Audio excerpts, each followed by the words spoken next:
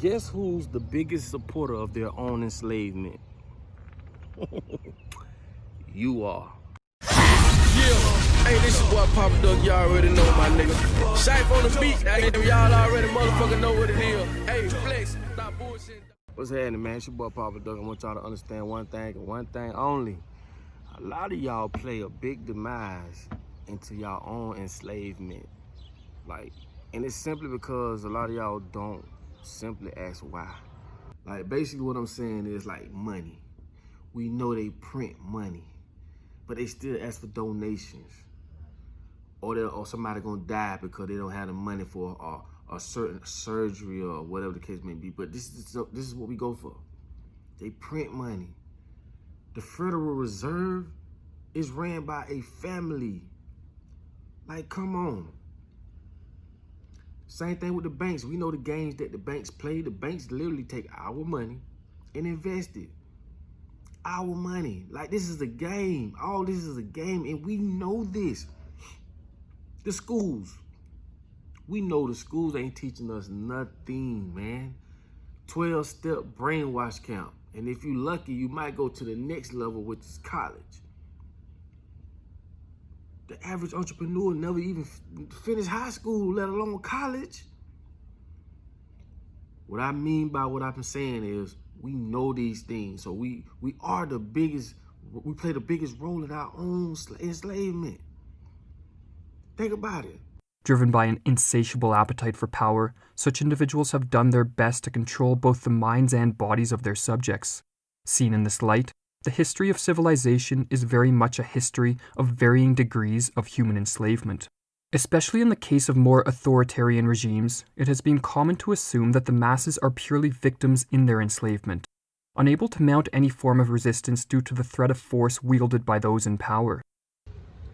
We all act like it's nothing. And this is what I mean by we basically play the biggest role into our own enslavement without even knowing.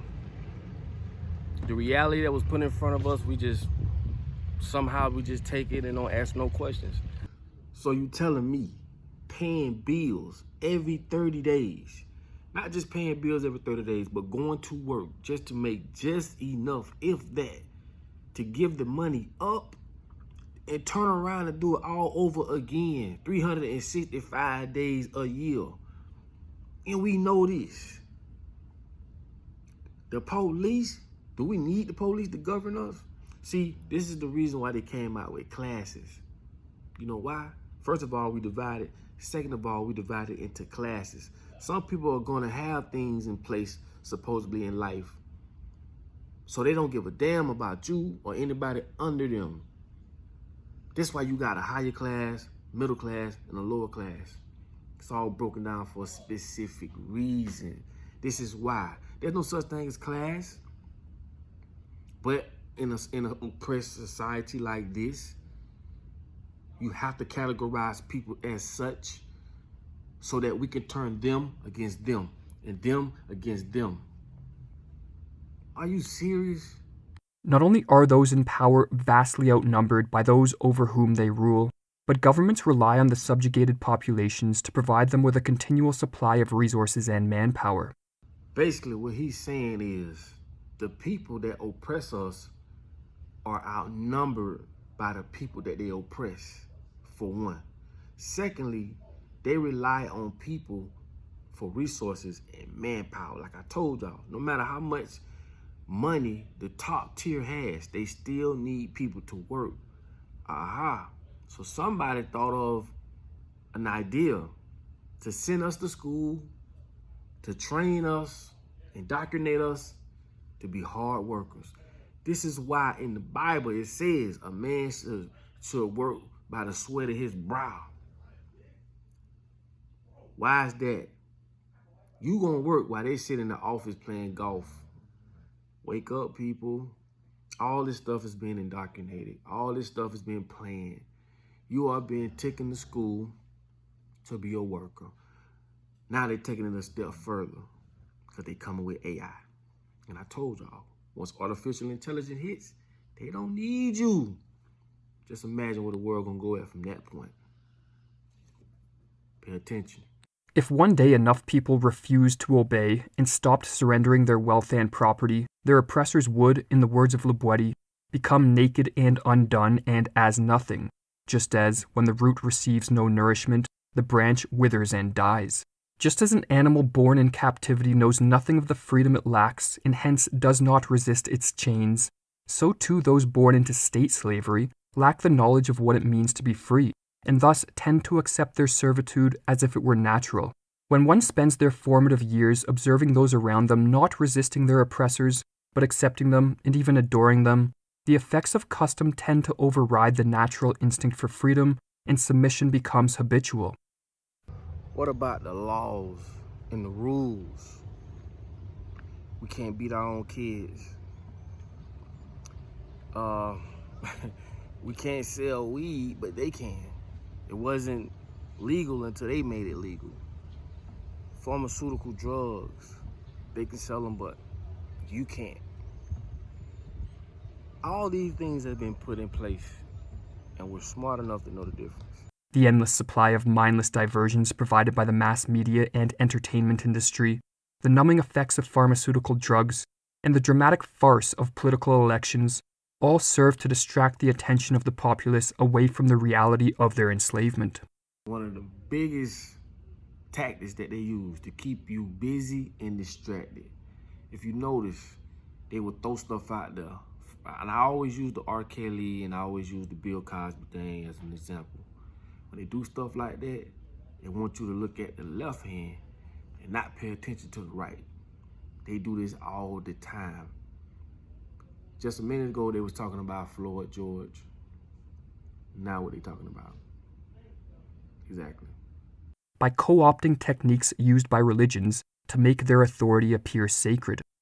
Myths, rituals, the use of religious and cult symbolism, and the construction of buildings symbolizing power and authority and resembling places of worship have long been used by ruling classes to borrow, in the words of Le Boetti, a stray bit of divinity to bolster up their evil ways. People may say, oh, I'm free. Oh, yeah? You free?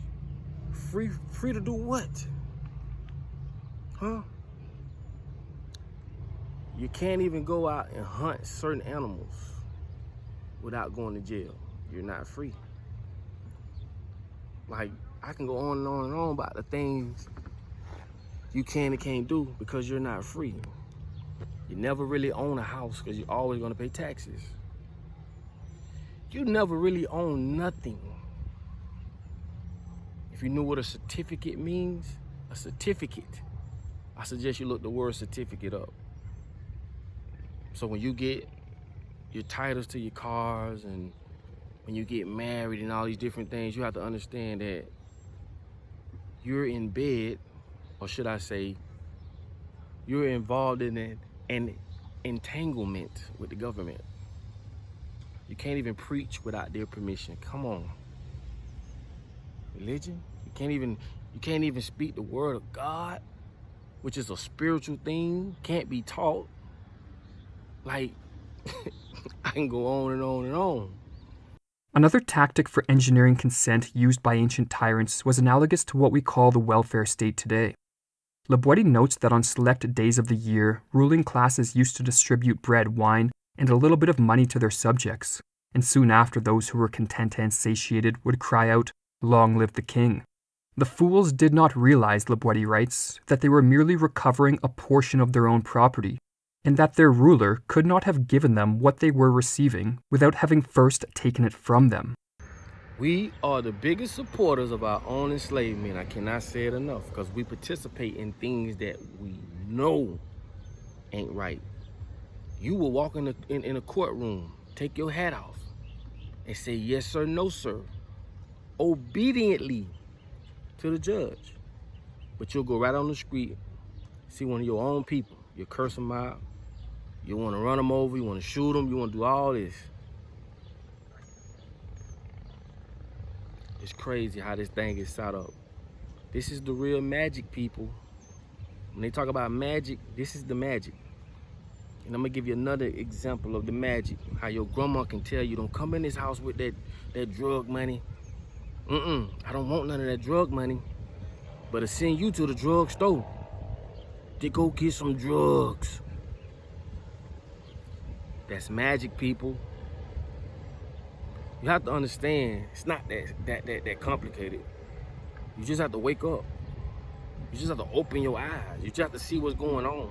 Stop pretending that you don't see what you've been seeing for your whole life. Wake up, people. This is why I say you can spend the rest of your life trying to wake people up. You got people that are woke but play sleep. You got people that are asleep and don't want to be woke. And then shout out to the ones that's woke, that want to be woke, that understands. I just feel as though we need to go and start from scratch with the woke folks, because we'll spend the rest of our lives trying to wake people up who don't want to be woke. Like I say, we just need to come together.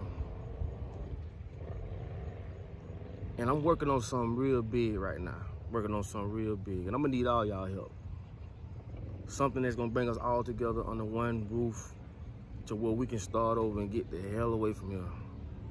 That's my goal, that's my dream, because I understand as long as we here, as long as we divide it, as long as we continue to play like we don't understand what's going on and to participate in this unjust system, we'll never be free.